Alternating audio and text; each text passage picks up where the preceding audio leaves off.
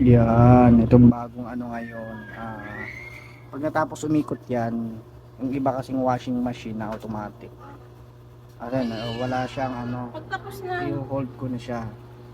Pag di ba, pag nag ano na siya. Kasi, hindi, ano, nagsasabay kasi yung soap, yung sabon, tsaka yung ano, yung ito, yung mga pampabango.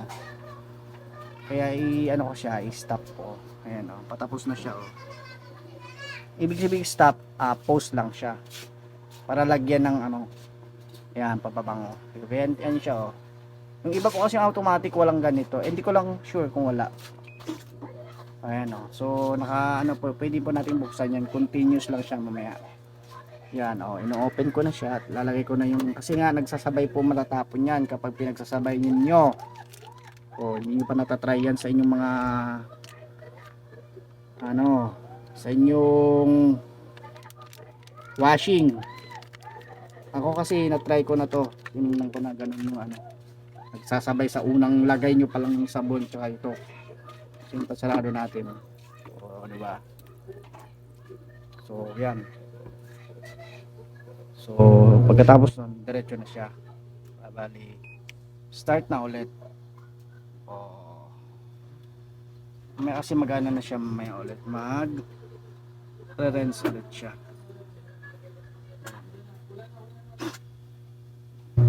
Ilalagay ulit ng tubig yan. So naiano ko na siya, magre-rinse na ulit siya. Ayan, o diba, ayun, o nagtapon na ng tubig.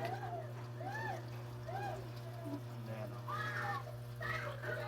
nagtapon na ng tubig ulit. Nag last banlaw na yan, nagano na siya ng rinse. Mamaya spin na siya. So napakagandang ano model ang ano Toshiba. Ewan ko lang sa iba kasi ito ay wala ka ng ibang ano i-set dito. Wala ka ng manual. Ang meron din naman siya mga mode ito. Speed, duplicate memory, clean tab, regular. Yan, jeans, blanket, heavy wash. At kagandahan nito, kapag marumi yung ano mo, 360 yan. Ayun oh, umiikot yan. May great waves function. Yan, pipindutin mo lang yan kung madumi at babaliktad siya, hindi tulad ng normal na ikot ng mga wash automatic, ganun lang. Meron siyang ano, paano naman siya, yung pabaliktad. Ayun na siya, tumutulog na siya. Ang ganda nito, kahit mahina yung ano, ayan oh, meron siyang ano, hindi hadlang yung mahina ang ano mo, supply ng tubig.